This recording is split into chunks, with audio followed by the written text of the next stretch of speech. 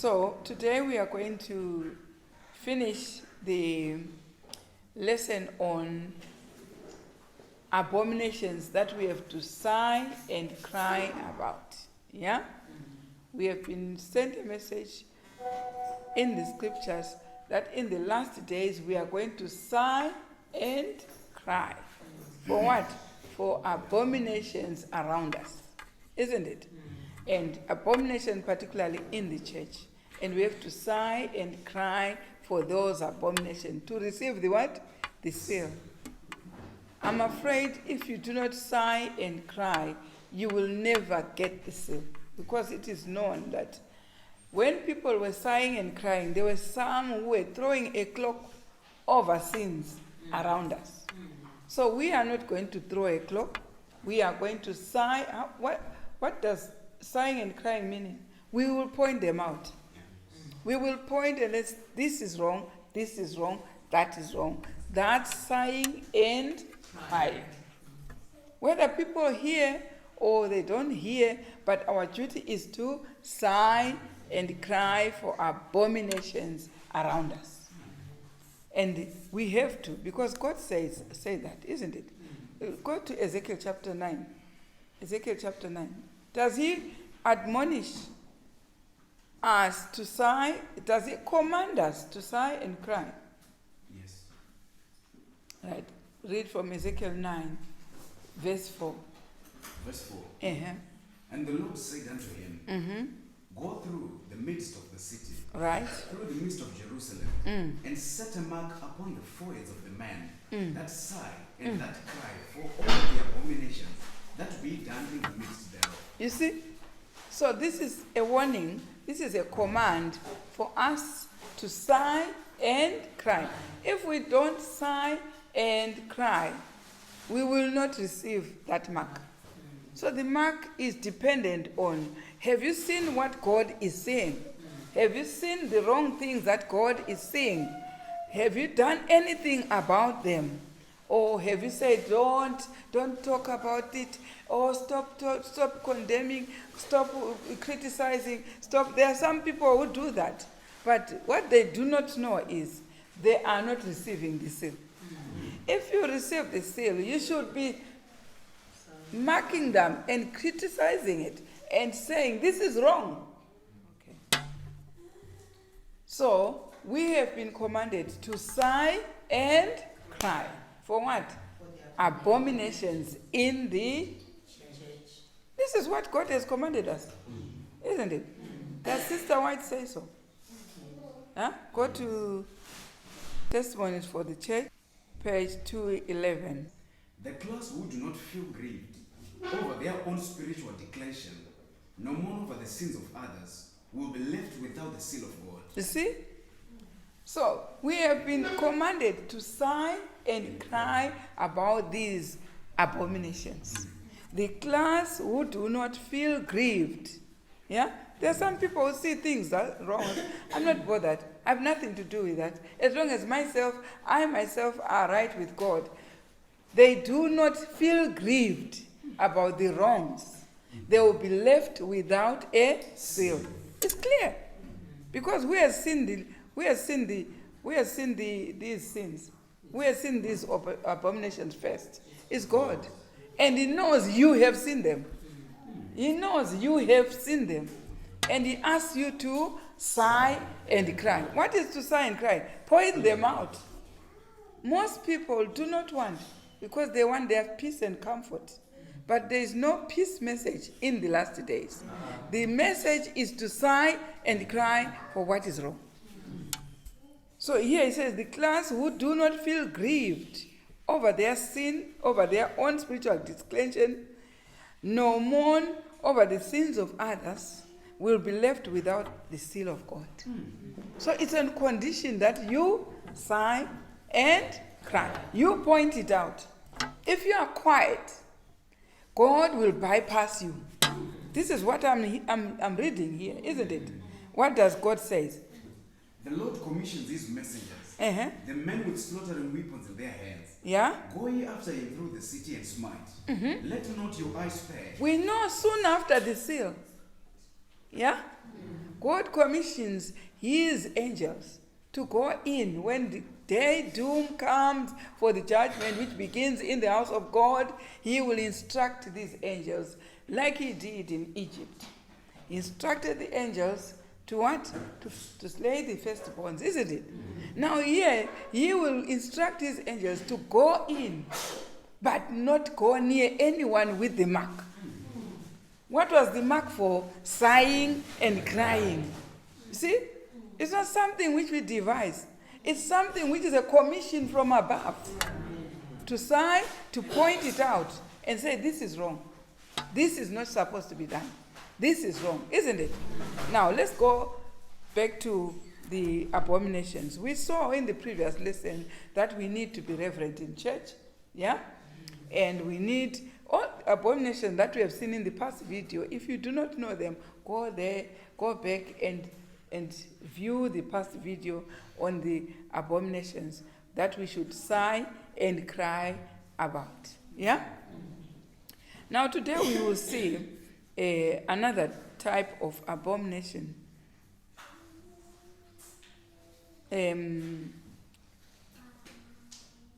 There's one which I made a general comment and say, disbelief of the spirit of prophecy. Disbelief of the spirit of prophecy. Is it among us generally? Is it among us? Is it among us as a people?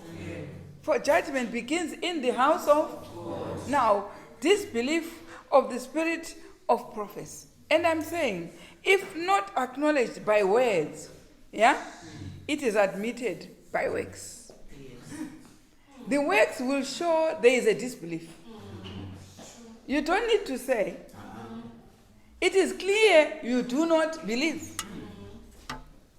For instance, what does the spirit of prophecy say? We should be vegetarians. That message started with us as a people.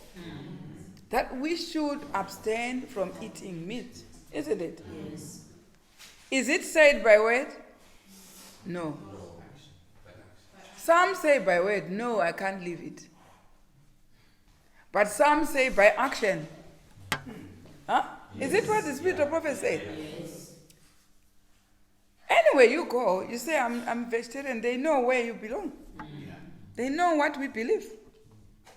But those who are in this place where they're supposed to not to listen to that message, are they doing that? So there is a disbelief of the spirit of prophecy. Is it the word? Is it a command from God? Let's go to Medical Ministry, page 280. Let's hear. The Lord has given us the work of proclaiming the message of health reform. Is this a health reform message? Yes. Have we been given by God? Yes. So do not ask me why I'm saying it, because it's the spirit, the prophet of the church says God has given that work. Now, the Lord has given us the work of proclaiming the message of health reform. yeah? And if you cannot step forward in the ranks of those who are giving this message, you are not to make this prominent. Right? In counterworking the efforts of your fellow laborers who are teaching health reform, you are out of order. Right. Working on the wrong side. If God says to messengers, proclaim the message on health reform, and you come and counterwork it, sister, why the very spirit of God says, step aside. But how many people are stepping ahead without believing in the message of health reform? We have been given that message. And God is persuading those who cannot believe that message to step aside. And not to counterwork the work of health reform. Yeah? Read again. When will those? Yeah. Take their stand. Right. On the side of right principles for time and for eternity. So we are correct when we say disbelief of the spirit of prophecy is there around us. And we have to sigh and cry for this abomination. Because here he's saying, when will those who know the truth take their stand on the side of right principles for the time and for eternity. Meaning, for this time, we are told not to eat meat, isn't it? What about eternity? Same. When will we get ready for eternity? Because this is what eternity is all about. This is what was in the Garden of Eden before sin came. It was not being eaten. And when are we going to go back to Eden? For this time and for eternity. Huh? So this belief of the Spirit of God is all around. It can't be said by word, it will be said by works. And the works do tell us the Spirit of God has never been believed. When will they be true to the principles of health reform? When will our people be true to the principle of health reform as it was given by God? When? Because we have to sigh and cry for this abomination of not believing in God. Yeah? Mm-hmm. When will they learn that it is dangerous to use flesh meat? You see, it is dangerous to use it. It is deadly.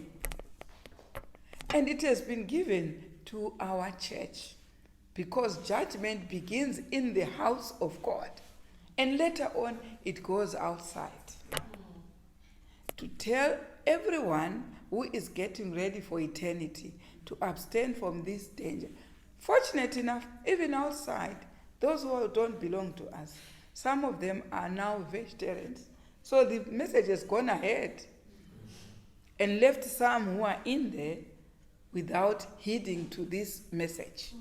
When will we start learning? When will they be true to the principles of health reform?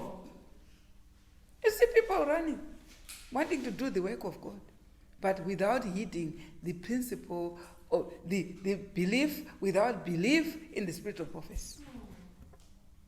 Yeah?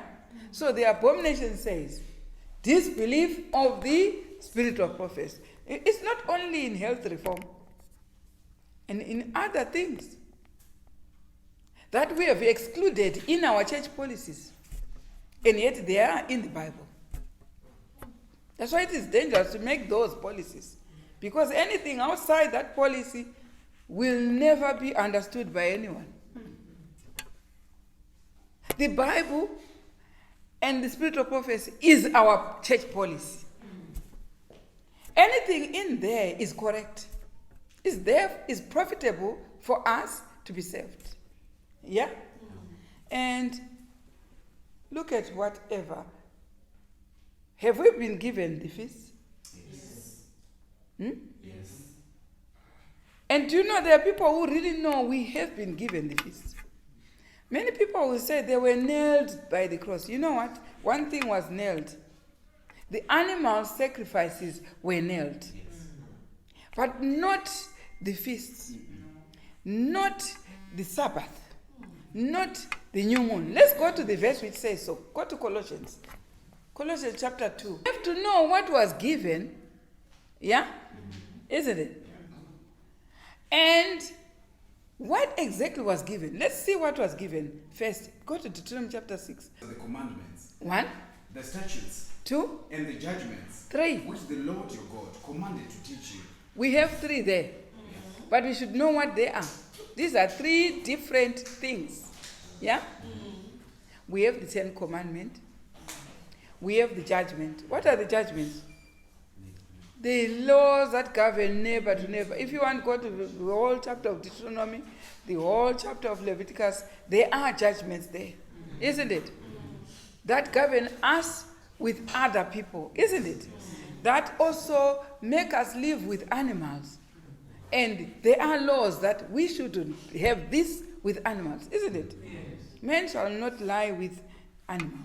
Men shall not lie with manhood. Men shall not. All these are judgments. Yeah? So, God has given us 1, the 10 Commandments. 2, judgments. 3, statutes. What are statutes? Go to Psalms 81. What are statutes? Sing aloud unto God our strength. Make a joyful noise unto the God of Jacob.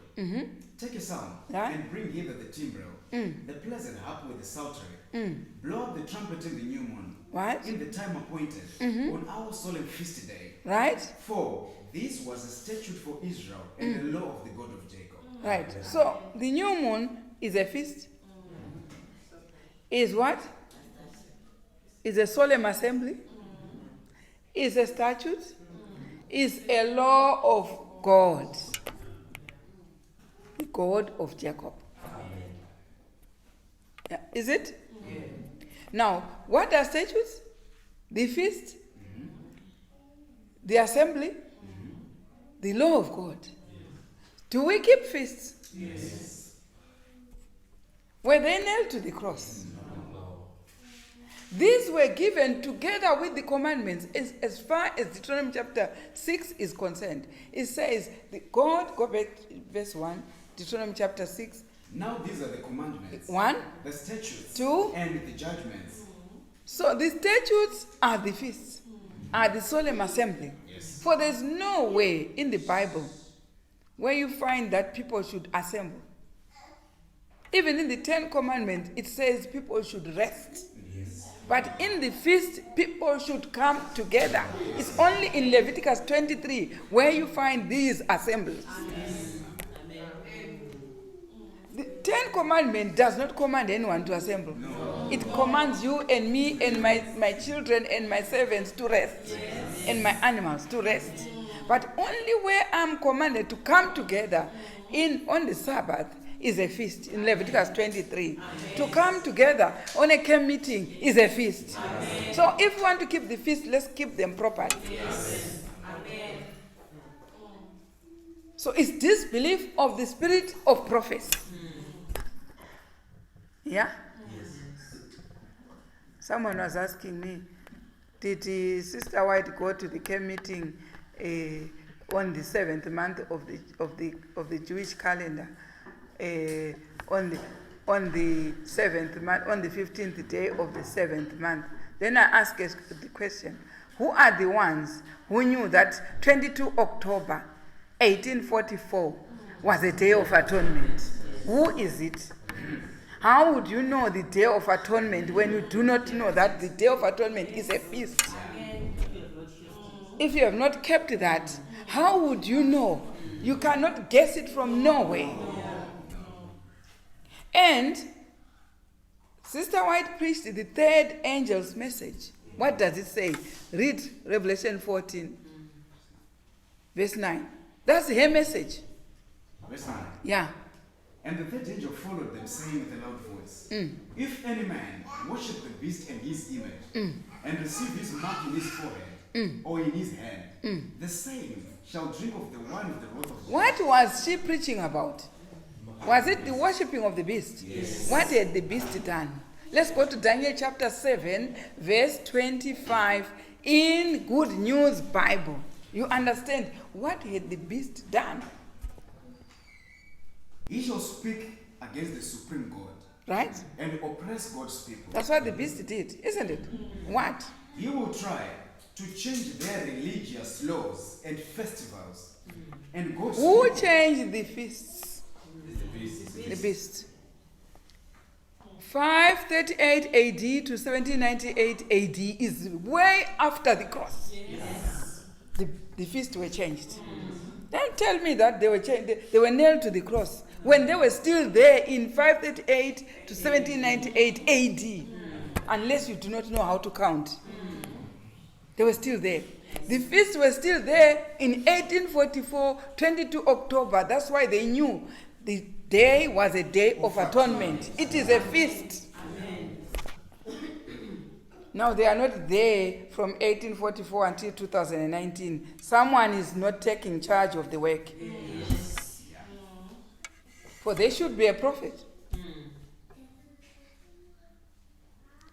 Says Sister White went to another date, which was not the 7th month of the the 7th month, the 15th of the 7th month of the Jewish calendar. I went to a care meeting in a wrong date because the people refused the 1888 message by 80 Johns who had come for the church to keep the feast. Amen. So he had just to follow them where they are. Because the messengers were the two guys, 80 Johns and Wagoner. What did they bring? Galatians. Let's go to Galatians 3. What did they bring? Barely less than 40 years. God had sent two messengers to top up the 10 commandments which were being kept. To say, keep the commandments as well as the ceremonial law. Wherefore, the law was our schoolmaster to bring us unto Christ, right? that we might be justified by faith. Mm-hmm. So, this text was the text that was brought by 80 Johns and Wagoner. Go and look for it. They were saying, right, we have kept the moral law, but you still have to keep the feasts which come under the ceremonial law. Amen. Go to Selected Messages, Book 1, page 233, and see, is it that Sister White was commenting about? Is it what 80 Johns and Wagoner brought? I am asked concerning the law. They had to go to the prophet to ask what these two guys are saying. We should keep the ceremonial law together with the moral law. But they were refusing because it was at Minneapolis. They were refusing to say, we can't keep both. We only have to keep the moral law. But the two guys, 80 Johns and Wagoner, said, no, you should keep both. Now they asked Sister White, which one is this law of Galatians 3 verse 24, which is the schoolmaster, which brings us into righteousness by faith? And listen to Sister White's reply. I am asked concerning the law in Galatians. Yeah? What law? What is law? The schoolmaster to bring us to Christ. What? That is schoolmaster in Galatians 3 verse 24, which is saying it is going to bring us to righteousness. Sister White is answering them that which law is this? You understand? And what is her answer? I am asked. I answer. Both the ceremonial and the moral code of the 10 Commandments. These are the schoolmasters that 80 Johns and Wagoner were bringing. Amen. Huh? And what happened? When he said so, did they salute and say, okay, let's go and introduce these two laws? Did they salute and say, let's introduce? Listen, how could they keep the feast when they rejected it? Go to the next paragraph, 234. There was an unwillingness. 234. Yeah. An unwillingness to yield. 0.6. 234.6. There was an unyielding. Start again. An unwillingness to yield up preconceived opinions. Right? And to accept this truth. Lay at the foundation of a Was this truth accepted? No. There was an unwillingness to yield preconceived ideas. What were the preconceived ideas? That we should only keep the moral law only without the ceremonial law. Or what was the preconceived idea? That the ceremonial law was nailed to the cross. Now, you know, when you're arguing, and then you finally find an answer and find you were wrong, some are humble to say, I'm sorry, I was wrong. But some will have an unwillingness right until today. Unwillingness to yield preconceived ideas. It only meant that they had to go back and restart from the foundation and restart and say, we got it all wrong, let's restart. That's all. Yes. And that was going to profit everyone. Amen. But right until today, that unwillingness is still profound. That's why we have to sigh and cry. Because Sister White, if you read and finish that chapter, will tell you that the very message, I'll read it. The very message of the ceremonial law and the moral law, what was it supposed to be done when it was received, right? An unwillingness to yield up preconceived opinions and to accept this truth lay at the foundation of a large share of the opposition manifested at Minneapolis against the Lord's message through Brethren E.J. Wagner and A.T. Jones.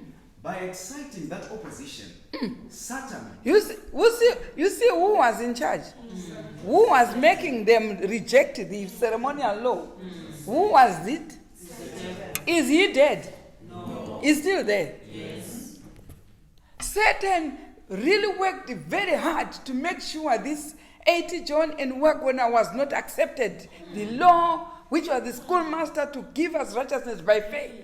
The law which had both the moral and the ceremonial law to bring us to be acceptable unto the Lord. Satan worked very, very hard. Is it the same Satan who worked with the beast? Yes. To change these very laws? Now, these very laws were supposed to be brought back to the people by A.T. Jones and Wagner in 1888. But the devil worked so hard to make sure they will never, the beast will continue to nail, to change these times and laws. But fortunate enough, God devised a way for you and I to sigh and cry for the abomination and get the seal. Amen. Huh? Read on.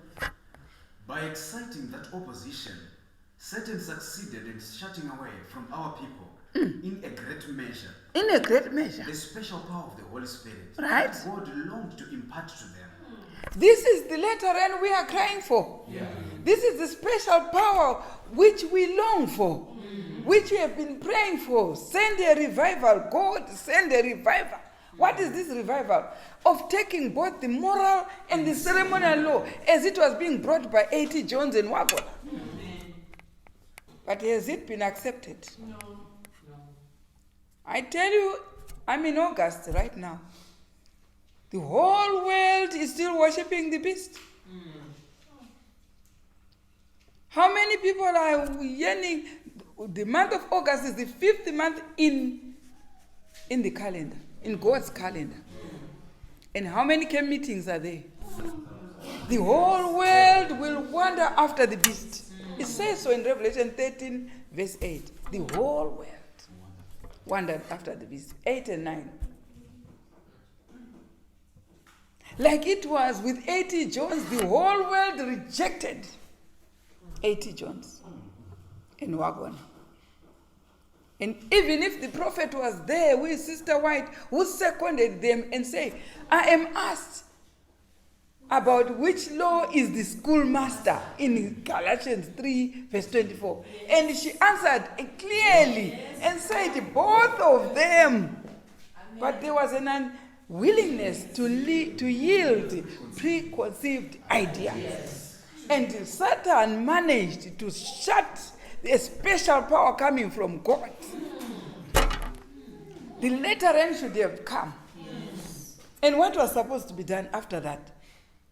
By exciting that opposition, Satan succeeded in shutting away from our people, Right. in a great measure, the special power of the Holy Spirit that God longed to impart to them. Right? The enemy prevented them from obtaining that efficiency, You see? which might have been theirs in Right. carrying the truth to the world, Tololo. as the apostles proclaimed it after the day of Pentecost.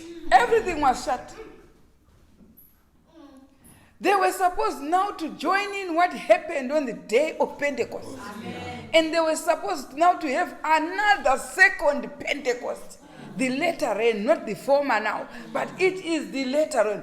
Let us strive to work hard with these two laws to get the latter rain. Amen. And what? The light Eh. that is to lighten the whole earth Do you hear now? with its glory Do you hear the loud cry? was resisted. This is the loud cry, the two laws. That's why we have to sigh and cry that we should receive these two laws. The feast were held, exegesis, scatologically, and all the words that the philosophers can give to nullify these two laws. But let me tell you one thing. God will triumph. Amen. That if it were possible, the very elect would have been taken out by the devil. But the very elect will magnify the law. Amen. As it was sent in 1888, and Sister White gave a warning that the very law, the two laws, will come back soon before Christ comes. Amen. But when it comes, it will also be rejected. It says, now come. Has it been accepted? No. Nah. It's all about being very conscientious and being hardworking. You understand? If you are lazy, you won't worship God. Because when you keep the feast, you have to be a hard worker. It's a hard work. Go back to the Old Testament when they were keeping. They were hard working. When the animals were still being slaughtered, on Sabbath, how many animals were slaughtered? Just on Sabbath. What about on New Moon? What about on the Passover? On the Day of Atonement? Read the Old Testament and see how hard-working they were. Now, animals have been removed, but the times are still there. Yes. Read from Great Controversy, page 399. These feasts, why should we keep them? These types. These types were fulfilled. Right. Not only as to the event, Right? but as to the time. It's not only the event that God is looking for. That you can take any minute and say you are doing Lord's Supper any minute. The time should be pointed out by the symbolic service. That you can please God and go anywhere. Sometimes some are now saying it's not a Feast of Tabernacle. They are saying it's a revival. Where in the Bible is it? You don't do things that are not in the Bible. If it is a Feast of Tabernacle, we will send you to the date. If it is a Sabbath, we will send you to the day. You don't just take anything and say it's a Sabbath. No, it has got to be the day. Same as the feast. It has got to be the date. So these types were not only fulfilled as to the time, as to the event, but the time. The time was important. And what? On the very day On the very day. of the first Jewish month, Right? the very day and month on which for 15 long centuries, Right? the Passover lamb had been slain. For 15 long centuries, they were keeping the Sabbath. 15 long centuries, they were keeping the Passover. 15 long centuries, they were keeping the camp meeting. But on the very day and date. Amen. Now, go to the paragraph which says, in like manner. In like manner, Yeah? the types The which types. relate to the second advent Right. must be fulfilled at the time pointed out in the symbolic service. Exactly. Exactly. That's why Paul says, you are not of the night. You know the time Christ will come. Yes. Amen. Because in like manner, all that time is in this symbolic service. Go to 1 Thessalonians chapter 5. You see, some will say, nobody knows the day, nobody knows. But the Bible doesn't say so. But of the times and the seasons, brethren, ye have no need that I write unto you. Hang on from there. As for the Times. and Seasons. when do we keep the feast? Go to Leviticus 23, verse 4. These are the feasts of the Lord, Right? even holy convocations, Right. which ye shall proclaim in their season. Did you hear the times and seasons? Yes. Which are the times and seasons? The feasts. Amen. Amen.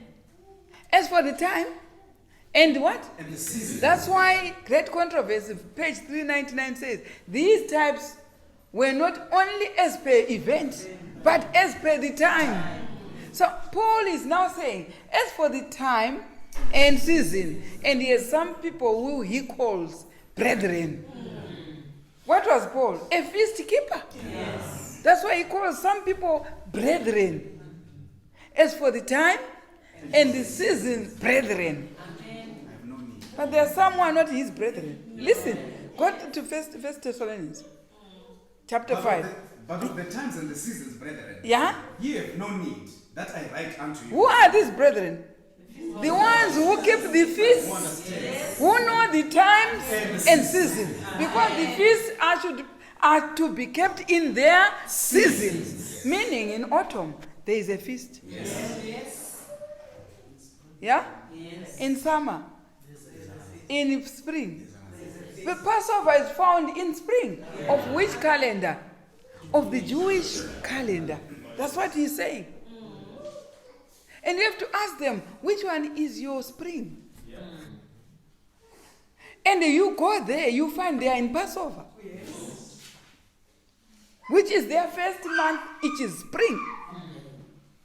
The first month is Abib, which is April, isn't it? There you find the Passover. Amen. The feast, if the first month is April, when is the tabernacle, the camp meeting? April, May, June, July, August, September, October. That's why this year, the feast is, the camp meeting is on the 14th day of the 7th month in the Jewish calendar. Amen. This is what Sister White is talking about. Yeah? This is what Paul is talking about. The times and seasons. Yeah? As for the times and seasons, brethren, you have no need that. Now, if you are waiting for October being autumn, this is what God says. Keep these feasts in their seasons. Now, in October, the whole heaven is looking for the Feast of Tabernacle. Yes. These are the times and seasons. Yeah? Now, when you're still expecting April, you're expecting the Passover, and you find someone is telling you that they have finished the camp meeting in April. This is why the beast changed over the time so that you get lost. Because you want to know. When is the Feast of Tabernacle? The camp meeting, Leviticus 23, verse 34. When is it? Speak unto the children of Israel, saying, Yeah. the 15th day of this 7th month shall be the Feast of Tabernacles for 7 days unto the Lord. You see? It doesn't matter whether it starts on Thursday or Wednesday or whatever. If it is the 15th day of the 7th Jewish month, Amen. it's the Feast of Tabernacle. For 7 days. For 7 days. Unto the Lord. Amen. No, not unto anyone. Unto the Lord. Amen. Go and do yours unto somebody. But we want unto the Lord. Yeah. Amen. What he has clearly written in his Bible. Yes. The problem is that if you don't keep the feast, which is a new moon, you will never know which one is the 7th month, which one is the 15th, counting from the first day, which is the new moon. So, to compensate the calculation and the arithmetic of knowing which time is it, or which day, or which, because you don't keep the new moon, you just say, all was nailed to the cross. That's laziness. Yes. You have to check the time. Yes. That's why worshiping has got to do with conscientiousness, not laziness. No. Just make a calendar one and put it to the whole body. The whole body, the whole Sabbath keepers will know the date. That's all it is needed. But those that will follow the lamp wherever he goeth will keep the times and season. That's why Paul says, go to 1 Thessalonians chapter 5.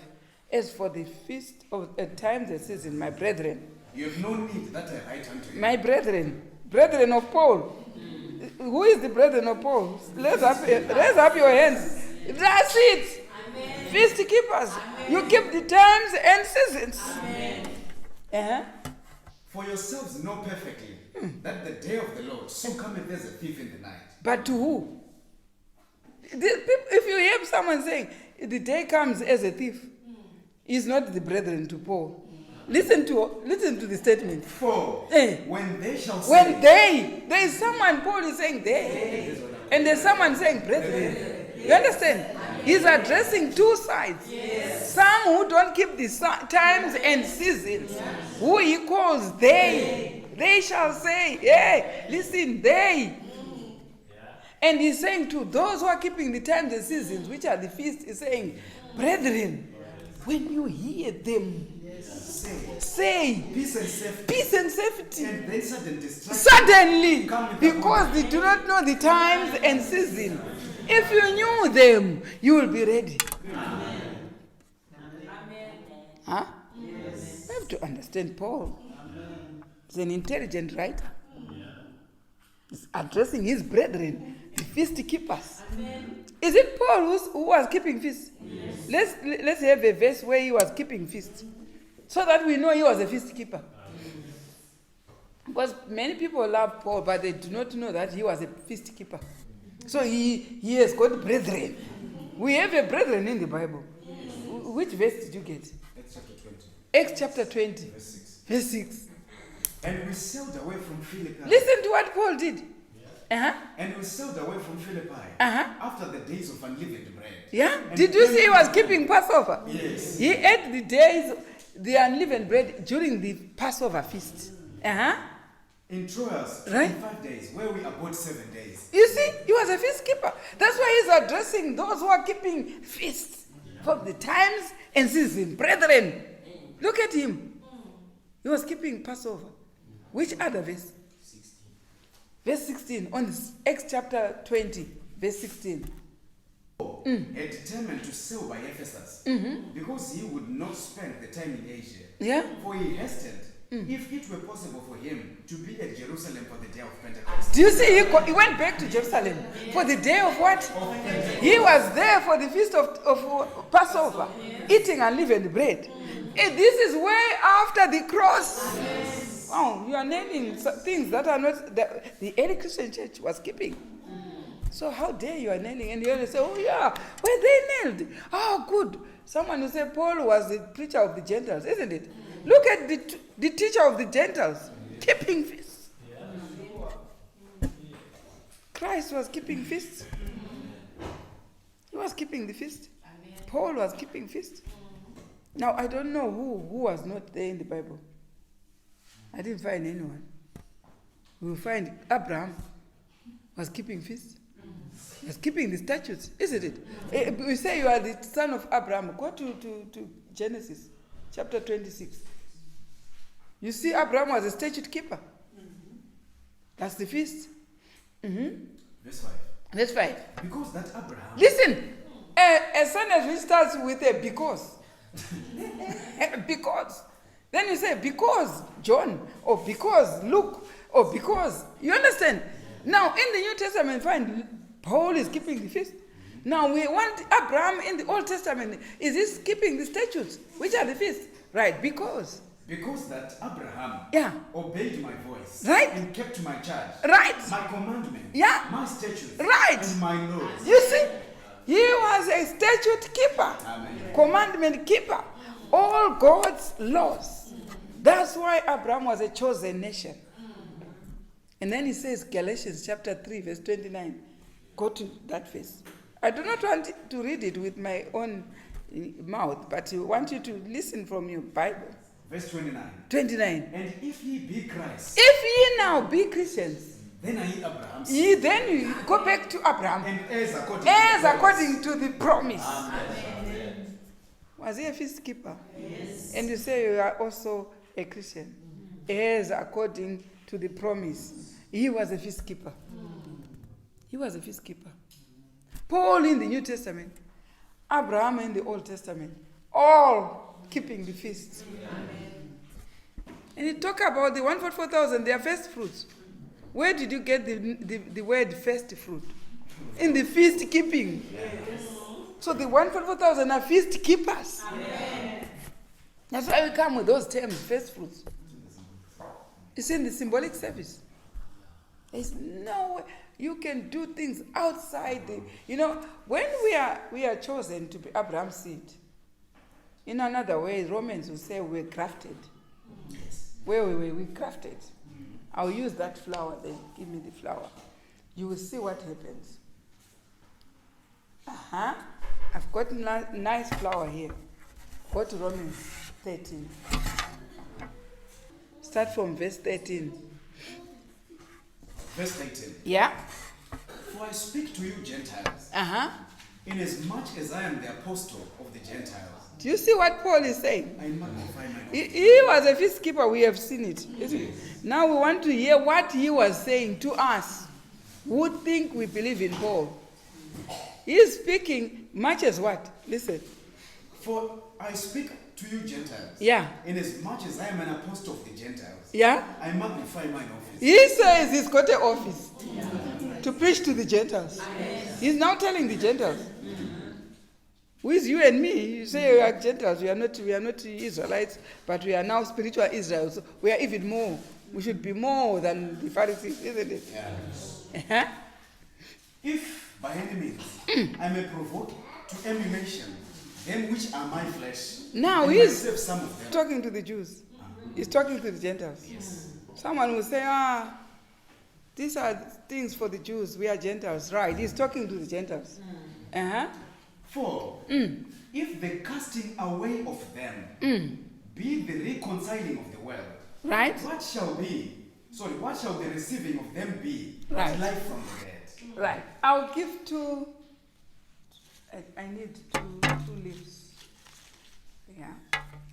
And then I need a white one there. Just take the rest. Right. I have 2 trees here. You see 2 trees. One is the Jewish tree. And the other one is the Gentiles. Yes. Now read again. For if the casting away Yeah? of them be the reconciling of the world, Right. what shall the receiving of them be but life from the dead? I said this one is who? The Gentiles. The Jews. If the casting, those who rejected Christ, what happened? You see this leaf? Cast away. And what happened?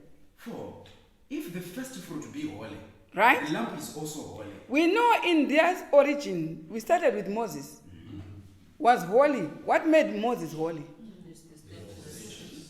Is he the one who was instructed the commandments, statutes, and testimonies? Is he? Yes. Is he the chief lawgiver from Mount Sinai? Yes.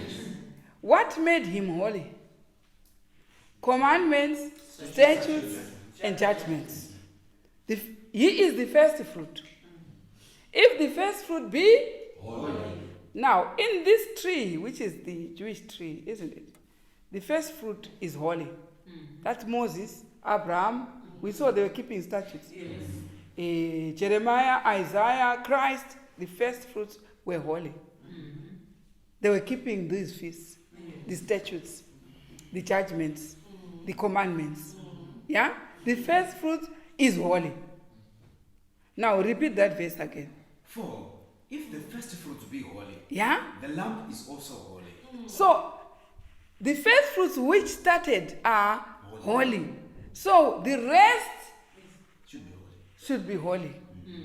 Just like an orange tree. If you just take one orange and find it's very nice, tasty, the whole lump is nice. Right?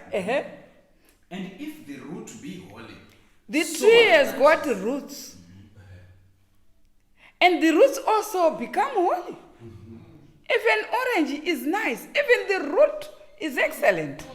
Because all the roots, the leaves and everything contributed to a nice orange. Yeah. Yeah? And if some of the branches be broken off, So some of the branches from this Jewish tree were broken off. And what? and thou, being a wild olive tree, Now this Gentile, what does he say? You are a wild olive tree. So we will take some leaves from this Gentile tree. Yeah? we have taken a leaf from the Gentile tree. Yeah? And where are we putting the leaf? Where this leaf came from? Here. Take it that it has gone in. It's a bad illustration though. But I hope it will awaken some senses. So it's grafted. Grafted, it means it has been like a skin graft. You take from another and the leg to put the skin that you have taken from a leg to the sore which is on the other leg. And then you see the skin graft has what? Has been taken. This is what we have been done. Taken from this wild Gentile tree. And where did we go? To them. You understand? Where do we go? To them, to this tree. Where Moses was. Isn't it? And what happens?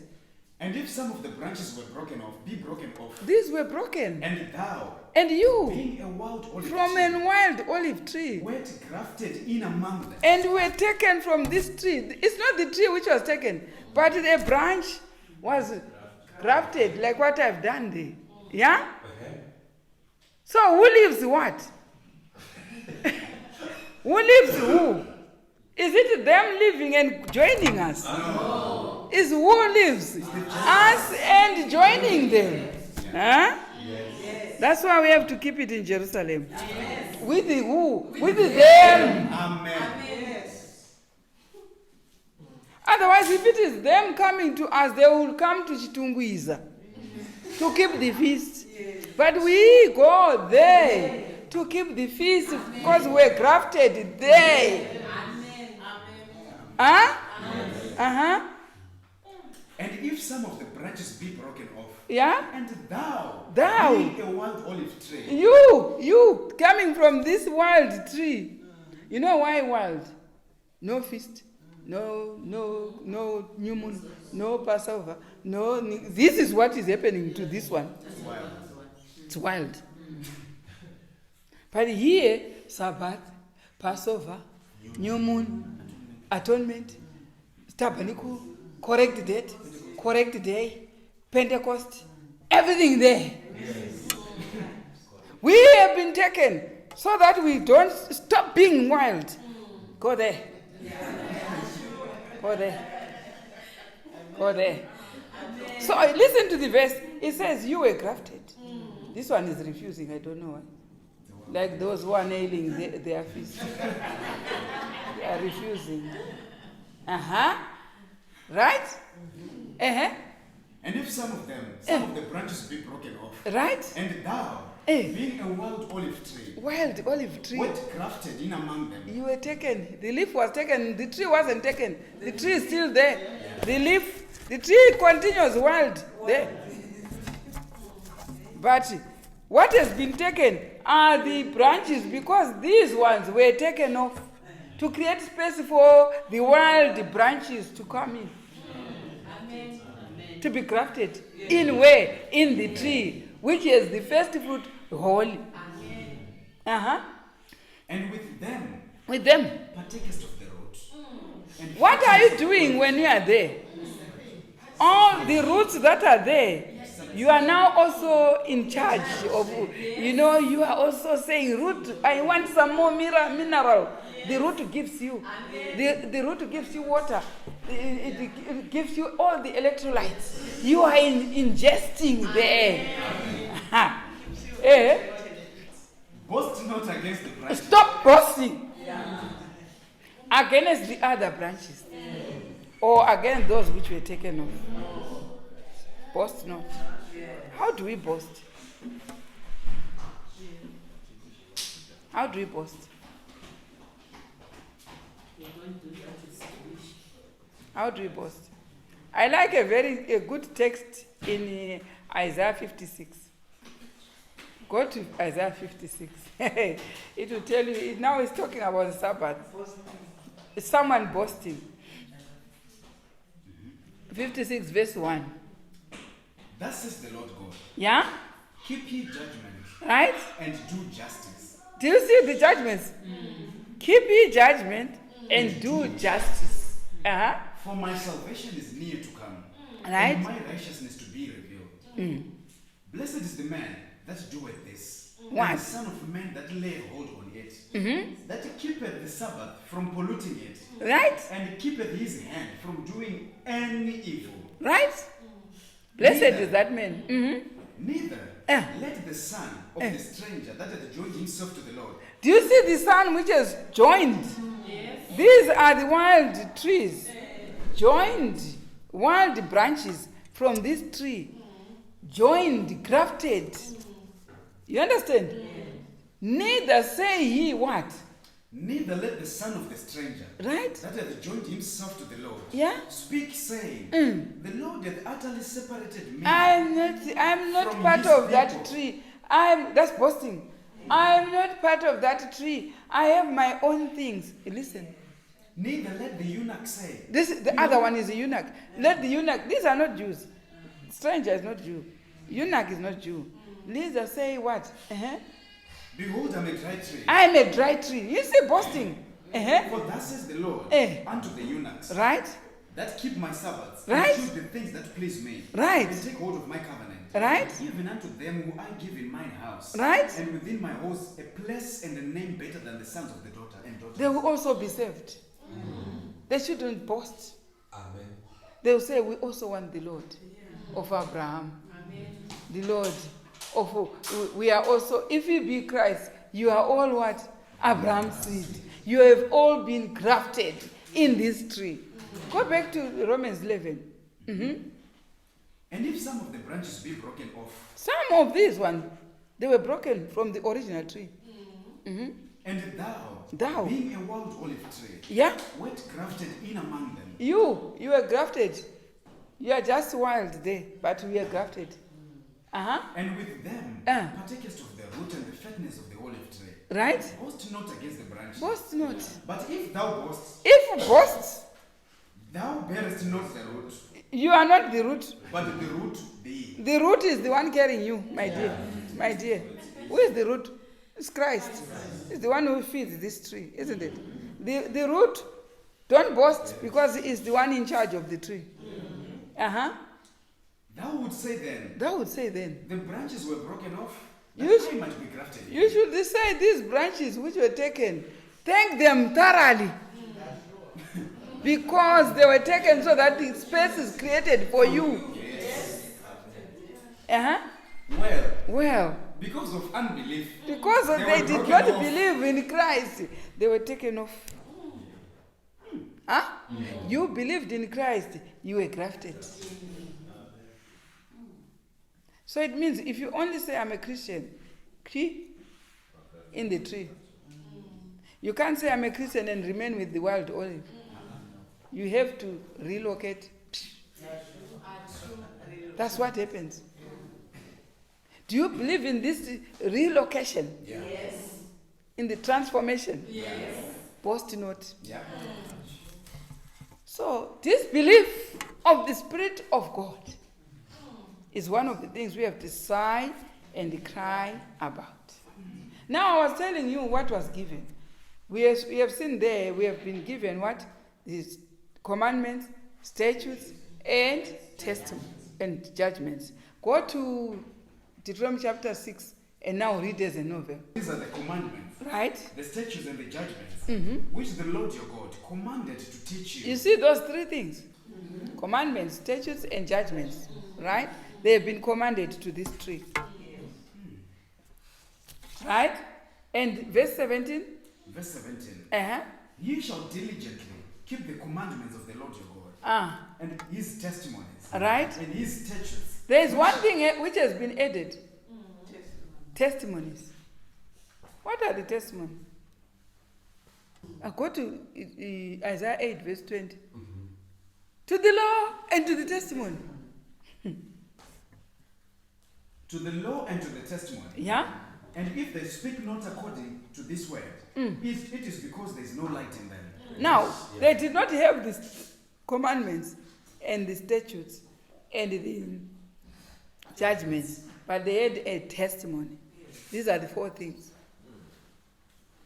But we want to know from verse 24. The reason why they should keep these 4 commandments, statutes, judgments, testimonies. Why are they supposed to keep these? Deuteronomy 6 verse 24. Eh, And the Lord commanded us to do all these statutes, right? to fear the Lord our God, They are one to fear. for our good always, For your promotion, that he might preserve us alive as it is a protection. And it shall be our righteousness That's your seal. if we observe to do all these commandments. These before the 4 Lord. are your seal. Amen. Do you see what is used by God as a sealing process? Yes. These 4 Amen. commandments, statutes, judgments, testimonies. These are seals. Huh? Yes. Now, if they are seals, we see God in the Old Testament adding a 5th law. Law number 5. Let's go to law number 5. We have now commandments, statutes, judgments, testimonies. Number 5 is what? Numbers 19 verse 2. Verse 1 and 2. And the Lord spake unto Moses and unto Aaron, saying, This is the ordinance of the Lord, Right? which the Lord hath commanded, saying, Speak unto the children of Israel, that they may bring thee a red heifer without spot. What are those? Ordinances. Those are animal sacrifices. It's a 5th law. How many laws were given in the Old Testament? 5. Now, the Bible should state which one is being taken away in the New Testament. Yes. For people do not know what was taken away. They are taking away everything. We have commandments, we have statutes, we have testimonies, we have testimonies and judgments, and we have ordinances. 5 laws that have been given, isn't it? Now we want to see, and if you go where it is being given in Nehemiah chapter 9 verse 13, you find when Moses went on Mount Sinai, he was given these 4 laws. But he wasn't given the 5th. He was given the 5th on his own. This is the law which is called the law of Moses, the 5th one. Because it was being added to these. But on Mount Sinai, these 4 commandments, statutes, judgments, and testimonies were given on Mount Sinai. Yes. But the ordinances, animal sacrifice, is the law which Moses also was given, addition to the 4 laws. But the 4 laws are mandatory. The one which is being added, which is the ordinance, was nullified by the cross. I'll give you the text which says so. Go to Nehemiah chapter 9, verse 13. To Moses. Verse 13.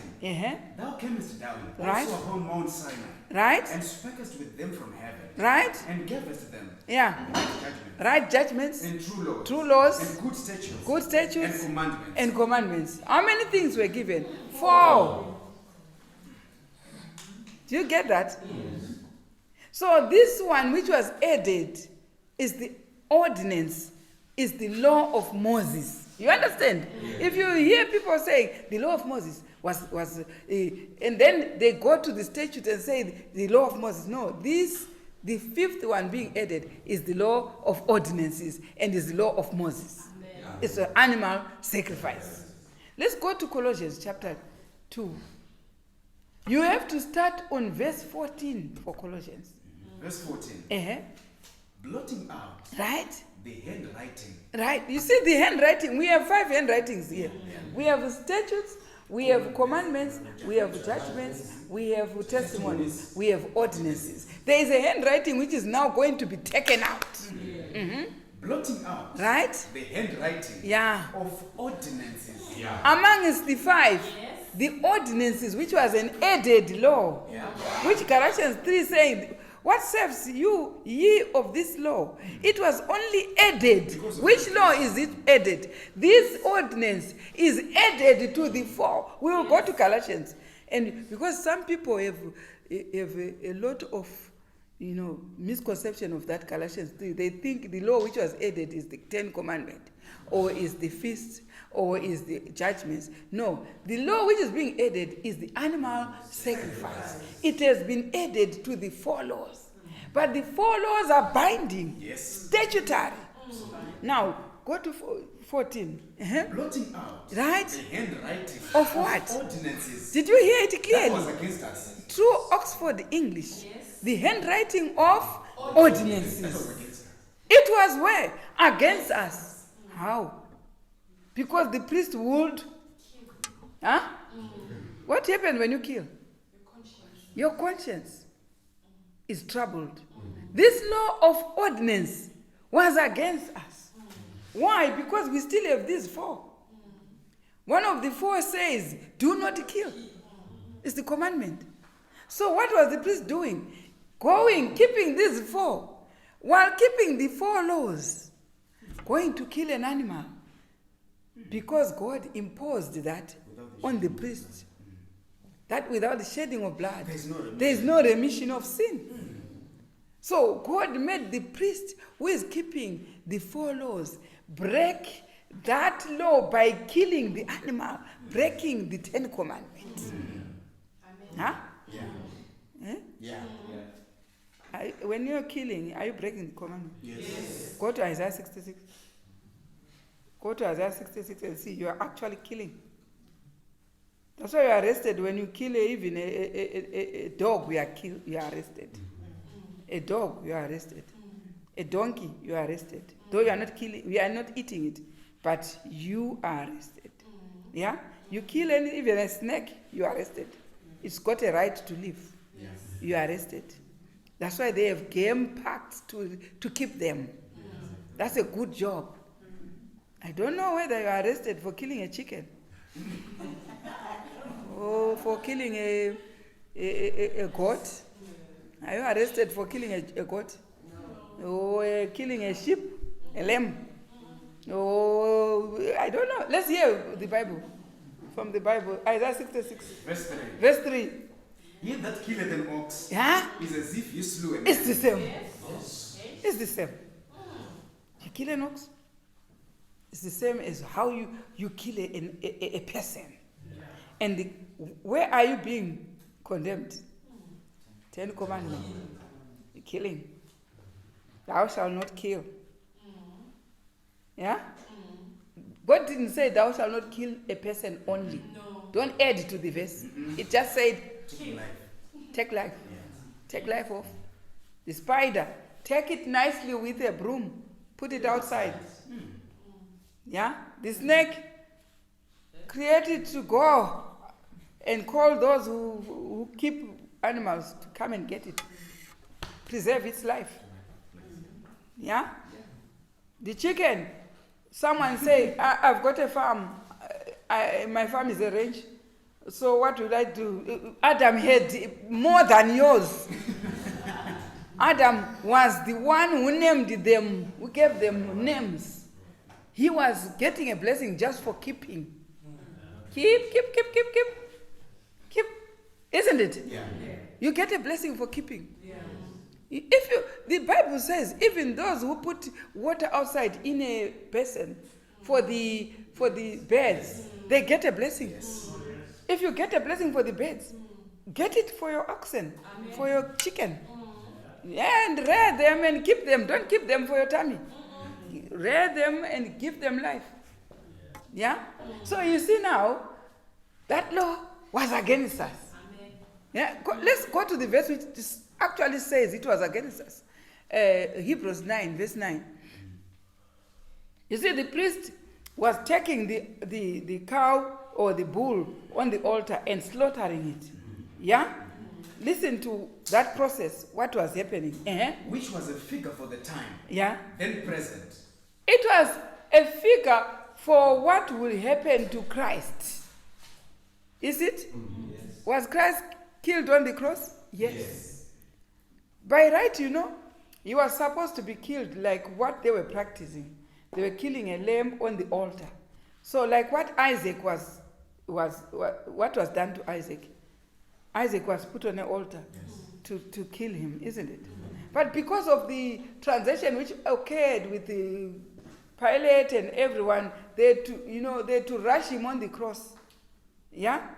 But for 15 long centuries, they were killing an animal on the altar. That's what was going to happen to Christ. So he was supposed to die that way. But he had to die on the cross because of this transaction that were happening on his trial. You understand? Now, here we are seeing what the priest was doing to see whether that law was really, the 4 laws, was really being kept by the priest or not. Yeah? Which was a figure for the time, then present, Yeah? in which were offered both gifts and sacrifices. Right? That could not make him that did the service perfect as pertaining to the conscience. Do you see the priest was killing the lamb? Or the carnal ordinance? Or the carnal is meat, isn't it? He was performing that, but it did not make him perfect as pertaining to his conscience. Which stood only in meats and drinks, Right? and diverse washings, Right? and carnal ordinances, You see the carnal ordinances? imposed on them until the time of Reformation. Which one is the time of Reformation? The New Testament coming in from the Old Testament. That's a Reformation. It was imposed on the priest until Christ died. What was imposed? The carnal ordinances. The killing of the animals. Now, when you understand Colossians chapter 2, verse 14, it says, blotting now the handwriting of ordinance, of animal sacrifices, which had been imposed by God on the priest until the New Testament. So after New Testament, the killing of the priest was not permitted. What about your killing? The law has got to be binding. Yes. That's why the priest would stop killing the animals at the cross. To keep these 4 laws for righteousness, to fear the Lord, for our good always, for protection. These to preserve them alive. Especially in this dark world where there is so much disease and suffering. These laws are paramount. If they kept Abraham, if they kept Adam and Eve, they were set up. The killing of animals started at the Garden of Eden. Soon as they committed that sin, Adam and Eve, they were dressed with the animal skin. Why? Melchizedek, the high priest, had killed the lamb. So the killing of the lamb started there. Abraham keeping all these 4 laws. That's why he was called the friend of God. Amen. What about Methuselah? What about Enoch who walked with God? What about Moses? What about Abraham? What about Joshua? What about Christ himself? And then now when the world is so dark, that's when we nullify these laws. And only keep the 10 commandments and leave all these. Really? Is it not said? Yes. God said we will have a revival and reformation. You see where the reformation is? Of making sure all these laws are kept. Who did that? Go to Malachi 4, verse 4 to 5. Verse 4. Remember ye the law of Moses my servant, Right? which I commanded unto him in Horeb, Right? for all Israel, with the statutes and the judgments. These were 4 laws. But he has now singled these other 2 which are not being kept. Which are being kept. The commandments are being kept. The testimonies are being kept. But what about the statutes, the feasts? What about the judgments? So, remember ye the law of Moses which I gave in Mount Sinai or Mount Horeb? With the what? Statutes and judgment. Why did he leave the commandments and the testimony? We are keeping them. Isn't it? But there are 2 which we are not keeping.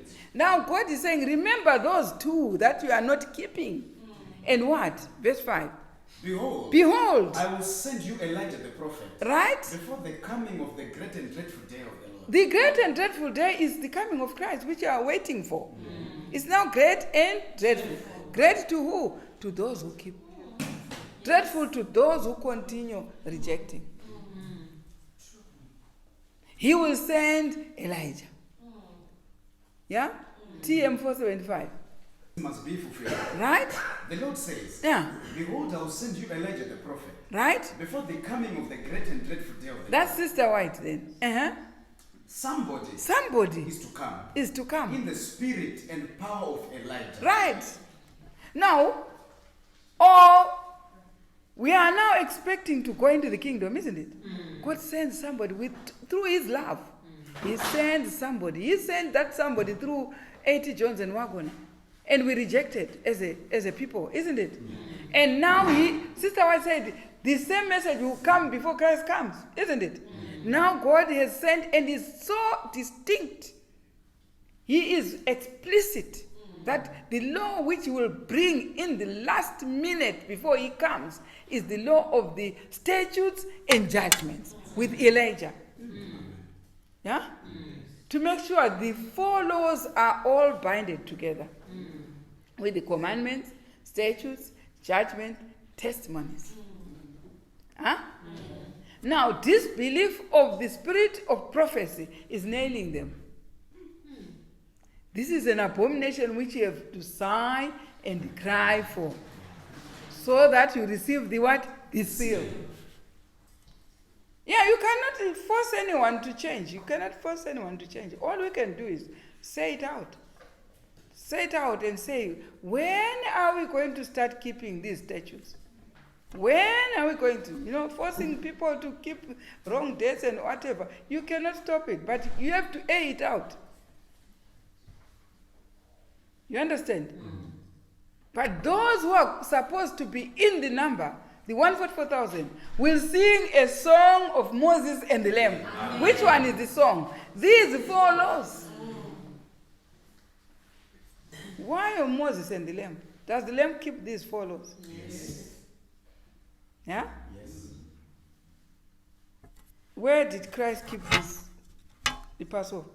Matthew chapter 26, verse 17. Now, the first day of the feast of unleavened bread, the disciples came to Jesus, saying unto him, Where would thou that we prepare for thee to eat the Passover? Was Christ a feast keeper? Yes. Do you see his song? Is keeping the feast. It's also the brethren to Paul.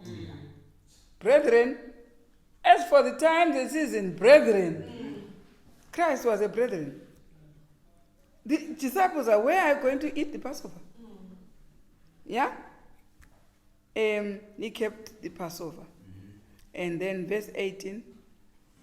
And he said, Go into the city to such a man, and say unto him, The master said, My time is at hand. I will keep the Passover at thine house with my disciples. Now, go to AA, Acts of the Apostles. Page 390, second paragraph. Upon receiving... I mean, Paul and Christ are friends, isn't it? They keep feast. Yes. 390.2. Upon receiving warning of the plot, Paul decided to go around by way of Macedonia. His plan to reach Jerusalem for the time of Passover services had been given up. His plan to reach Jerusalem in time for the Passover services had to be given up. But how many feasts do we keep in Jerusalem? The Passover, the Pentecost, the Tabernacle. Here he's saying, Paul had plans that they are planning to kill him. But he had planned to go for the Passover way to Jerusalem. Right. His plan to reach Jerusalem in time for the Passover services had to be given up. So he was planning, but what made him give up? They were planning to kill him. But he hoped to be there at Pentecost. Amen. Right? But he He hoped. hoped to be there at Pentecost. The next feast, which was coming in 50 days, was the Pentecost. Amen. He says, even if I did not go because they are planning to kill me, but I will go at Pentecost. Amen. Now, go to the 4th paragraph. At Philippi, At Philippi, Paul tarried to keep the Passover. Paul tarried to keep the what? Repeat the verse. At Philippi, Paul tarried to keep the Passover. Only Luke remained with him, the other members of the company passing on to Troas to await him there. The Philippians were the most loving and true-hearted of the apostles' converts. And during the 8 days of the feast, he enjoyed peaceful and happy communion with them. The Philippians, Amen. they kept the feast. Yes. Paul and the Philippians kept the feast. This is way after the cross. These 4 laws are supposed to be kept. Huh? As it was given, as they were given to the pioneers. And anyone who says is of Christ goes back to them. Now, let's finish Colossians chapter 2. Verse 14 now, it says, according to the 5 laws, the 5th law, which is the one which was added, which is the animal sacrifice, was what? Was nailed to the cross. Read it now in verse 14. Now you understand what was blotted. Blotting out the handwriting of ordinances that was against us, which was contrary to us, and took it out of the way, nailing it to his cross, and having spoiled No, principalities. go to 16 now. Now we know the ordinance, the animal sacrifice was what? Nailed to the cross. Right, verse 16. Let no man therefore judge you in meat, Right? or in drink, Right? or in respect of an holiday. Did the verse say, let no one keep the holidays, or the meat and the drink? The meat is not flesh, because the Bible, the animal flesh is not called meat in the Bible. It's called flesh. But the meat is the bread. You understand? Yes. And the wine which they were eating together with the lamb, isn't it? But the lamb has been taken away. What has remained? The meat, the bread, and the wine. The drink is the wine. Yes. So the bread, if you want, you can refer to Exodus 28, verse 38. 29 verse 38, it will tell you what the meat was. It was the flour mingled with oil, which is the bread, and the drink was the wine. Go and read the Exodus 29 verse 38 to tell you that. So let no one judge you in meat and Or in drink, in bread and wine, right? or in respect of an holiday, Were they being taken away? No. or of the new moon, Was it taken away? No. or of the Sabbath days, Was it taken away? No. which are a shadow of things to come. Paul is saying to himself, these, the meat, the drink, the holidays, the new moon, the Sabbath, are still a shadow of things to come. They haven't been nailed. If it's a shadow, it's still to continue. Yeah? Until it meets antitype. So they were still a shadow to Paul's day of things to what? To come. So they are still a shadow to us. We know the Sabbath is a shadow of the millennium, isn't it? So should we stop keeping it? We will stop. We won't stop. It will be fulfilled by us keeping the millennium in heaven. So we continue. What about the new moon? It still be there in the new heaven and the new earth. In Isaiah 66, verse 22, it will still be kept in the... So it's still a shadow, isn't it? The meat, which is the bread and wine, are we still taking it as Lord's Supper? So it's still a shadow of things to come. So it never stopped. Let no one judge. Who was he talking to? He was talking to those who were saying Christ was not the one. When Paul was preaching to the Gentiles, he was telling the Gentiles that Christ is the one who was killed on the cross, isn't it? But those who did not believe that it was Christ, they were coming to disturb So he's telling the Gentiles that let no man judge you to say, why are you eating this bread? And why are you eating this wine? Why are you keeping the Sabbath? Why are you keeping the new moon? Why are you keeping the holidays? They are a shadow of things to come. But the body, which was the ordinance, animal ordinances, has been the body of Christ. It has been nailed to the cross. Amen. Don't nail everything. Nail your salvation. So disbelief of the spirit of prophecy is one of the abominations we have to sigh and cry about. Yeah? We have to mention it. God says, agitate, agitate, agitate. Oh, I've set watchmen on the walls of Zion. They will never keep silent until righteousness is brought to the people. So we have to sigh and cry so that we receive the seal of God. Yeah? Now, these are the abominations that we have to sigh and cry about. So disbelief of the spirit of... There's so many things that we disbelieve. So many things of the spirit of prophecy. Failing to inform others about the Elijah's message is an abomination on its own. Go to Volume 4, Testimony for the Church, Volume 4, pages 402 and 403. With our profession, we shall see very much more accomplished than now. When we have men as devoted as Elijah and possessing the faith which he possessed, we shall see that God will reveal himself to us as he did to holy men of old. Right. We have been told, remember ye the law of Moses, which I gave in Horeb, isn't it? Which is the judgments and the statutes. This is the law of the feast. That's Elijah's message. When people are as diligent, as devoted as Elijah was it his message in the time of Ahab? Elijah the Tishbite. Was it his message? Yes. This is what he brought about and shut heaven for 3 years without rain. When he was being kept by that woman of Zarephath, isn't it? When he was being fed by the ravens, when they did not even want to hear from him, he was hiding because they wanted to kill him. Ahab wanted to kill him, isn't it? This was his law. And that's why God has brought the same spirit which was in Elijah back to us to keep the feast. Amen. Now, here's it's saying, read further. God will reveal himself to us as he did to Elijah. For the law has been broken, has been disregarded. So he raises men with the message of Elijah. Right? When we have men who, while they acknowledge their deficiencies, will plead with God in earnest faith as did Jacob, we shall see the same results. These results will be the same.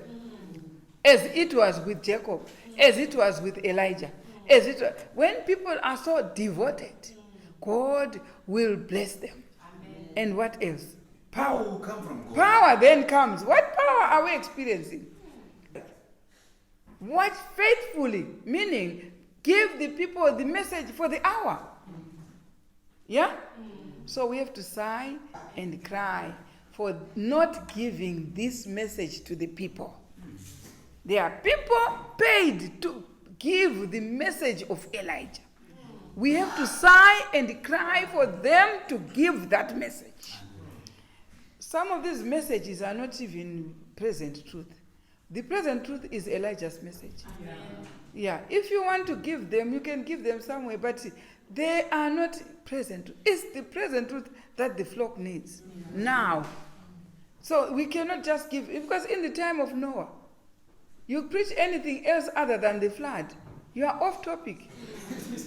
In the time of Lot, you preach anything else other than the destruction of Sodom, you are off topic. In our time, we have to preach the gospel of the statutes of the kingdom, which is about to be established. So you and I, brethren, we have to sigh and cry for abominations in order to receive the seal of God. May God bless the lesson.